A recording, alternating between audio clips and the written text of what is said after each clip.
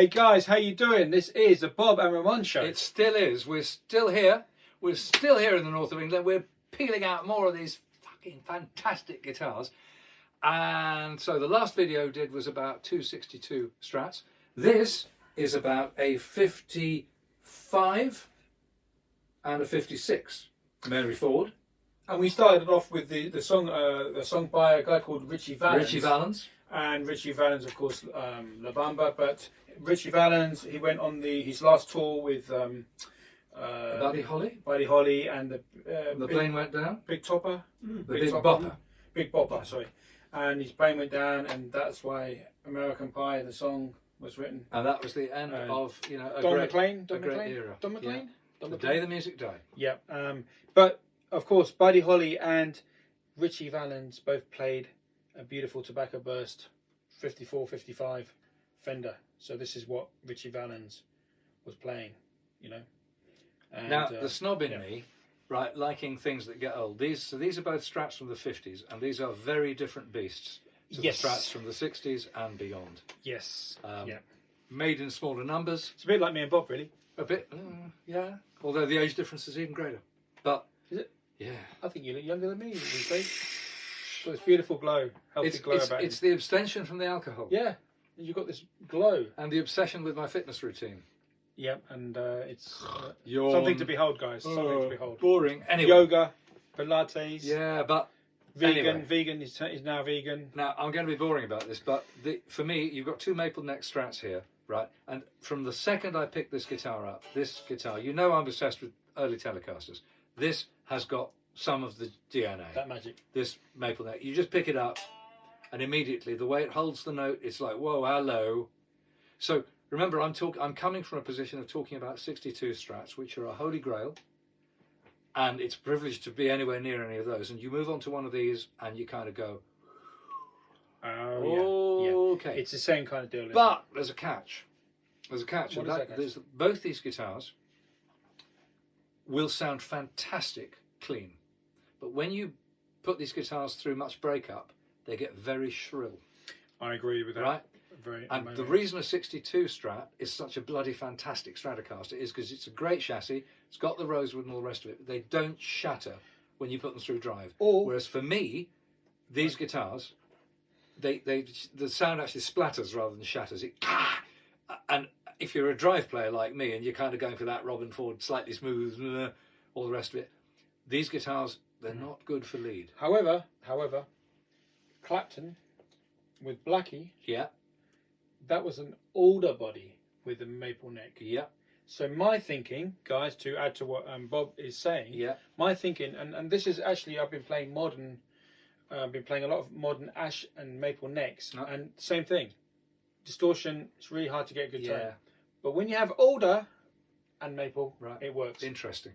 Now, the other difference we've got here is that these pickups are still in their Bakelite housings. As is the scratch plate. And the Bakelite housings normally don't fare well to over time. Bakelite's quite delicate. These pickups are in pretty good shape. There's a little bit going on, a little cracking down the bottom of the neck pickup here. But that's pretty minor. I mean, some of these pickups really do not wear things well over time. Yeah. But those pickups, the pickups inside these are very similar. They're all staggered poles, all the rest of it. So probably the guts of these are probably pretty similar evolutionary, but you've got the Bakelite covers on that make it other, and Bakelite knobs. Can I just point something out here? When people do recreations of these pickups, I'm sure they put the pickup bowl pieces much higher than they should, because these don't seem that high, do they? Or do they? I think in some cases you're absolutely right. In each of these, they're all staggered much the same, with the D staggered highest, and the B staggered lowest, which is kind of right. But you are right. Sometimes they do seem almost like an architectural drawing, don't they? Yeah, some of those same old Duncan antiquities are quite a bit higher, you know. And the other thing, of course, is the height adjustment of pickups on the Strats is obsessive and crucial. Yep. And you just have to spend some time tuning, tweaking to it. It's a slow, boring job. Another thing interesting, if you're talking about the plastics here, the tone knobs and the volume, quite often when people are doing copies of these, they make the numbers too big. Yeah, very often. So the numbers should be quite small if you're really into the attention to detail there. So you're on Bakelite there, I'm into plastic. Just while the guitar's unplugged, quiet, just strum a regular G chord.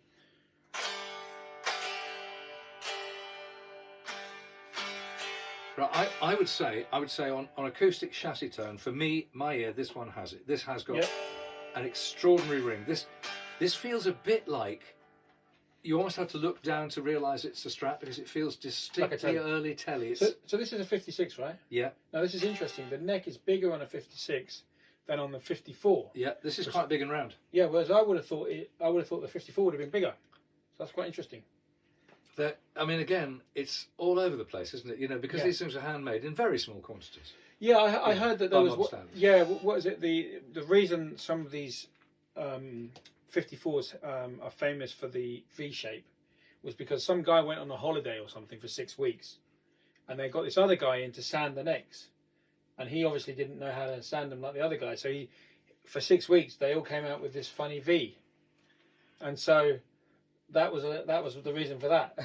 And the guy came back again, and then they went back to the normal shape. I mean, this one is it's got a bit of a V, but it's still quite round. This one's very round. Where some guitars, probably from that era and a little later, it can be really almost like, you know, a knuckle. It's quite. This has got a bit of a V. I think it's got a bit of a V. Yeah. I mean, I've played a couple with really like V. So that must be the ones that Clapton likes, in. Maybe. You know, he specifically likes them. I don't mind them, but I can't say that I'd go, I must have that and nothing else either. I mean, this is like the guitar that was on 651 Ocean Boulevard. Yep. You know? Similar colour, actually. Yeah. Yeah. And it's had some wear, for example, that wonderful arc of where the tremolo arms were in the case and ground against the guitar. But it's a really nice example. Nice and lightweight because the ash is lighter. These are both, you know, lighter than the 60s ones, as you'd expect. They've also had a little bit more time to just lose a bit more water, to crystallise more. Yeah.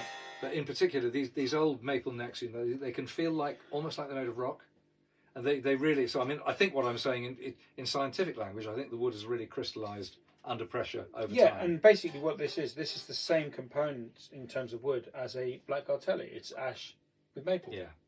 You know, it's just a different shape. Now, this guitar is set up much more to my liking. I'm a really lazy guitar player, so I like really low actions. This guitar hasn't got a particularly great action on the top string, and yet I don't even notice it. Because it's just so nice to play. Yeah. I can't even notice it. But if this was my guitar, I'd start obsessing about it and trying to lower the string. Right. But it plays and sounds fine. Maybe part of its success is that the string is high enough to ring. I'm not trying to choke it. I don't know, but you know, sings like a bird. Beautiful. It's got a lot of sustain, that one. You know. Love this. Yeah. Lovely. So, I mean, question is, this is my question. Have you played a Fender reproduction that has captured this essence? No. You haven't? I mean, having said that, I don't spend a lot of my time going into shops and playing custom shops and stuff. I don't, like a master, you know, like Del Wilson's meant to be. And I've spent a lot of time on a Del Wilson, which is they're now going for £10,000. Is that when you're doing your videos for the shop?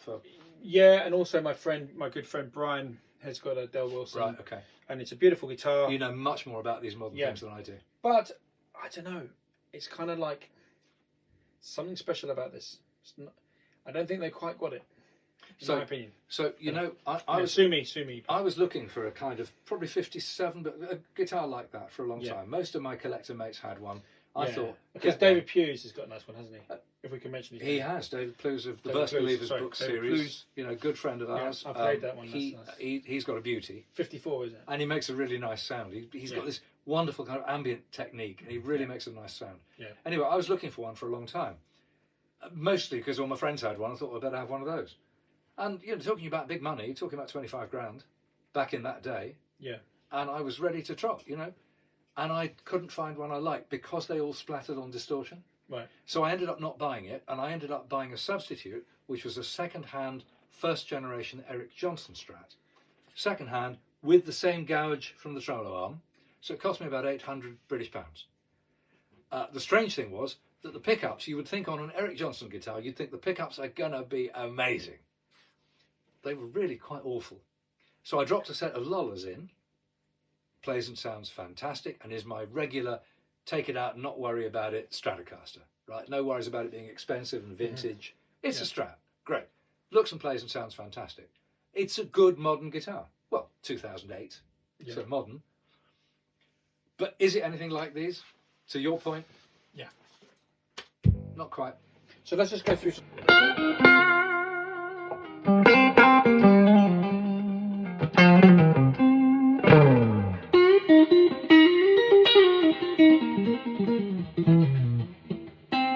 This sounds, that sounds a little bassy, a little warmer.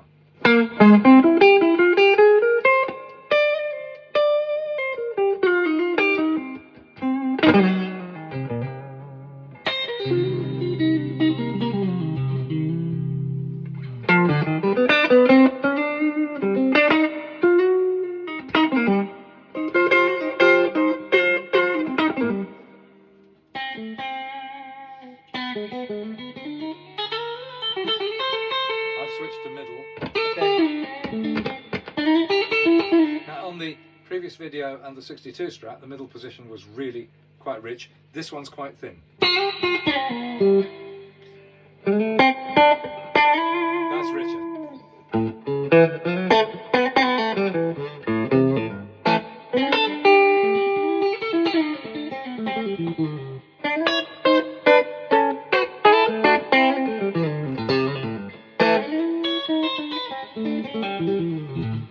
Yeah, let's try the neck.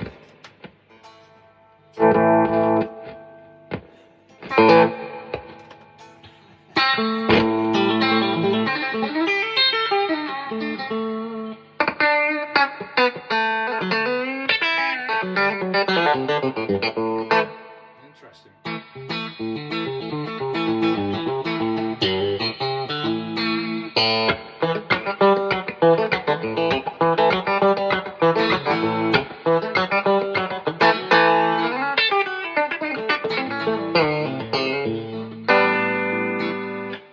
Interesting again. That's definitely fatter that bridge than this. Yeah, these pickups are pretty nice. They're quite hot pickups. Yeah. Another thing, by the way, is there's a lot of stuff on Telecasters. The bridge pickup rather has a base plate underneath it. It's famous for it, and that focuses a little bit of the mid range and gives the pickup a bit more punch. It's known for. Yeah, it's much better with overdrive, isn't it? And it works better with overdrive. Yeah. I've done this on my 3 Strats, on my cheap Mexican, my Eric Johnson I've just talked about, and my 62.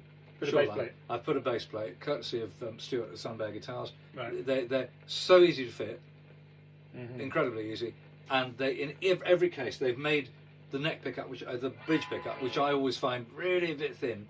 They've just given it a bit more welly and transformed the guitar. Completely reversible, incredibly cheap. Try it at home.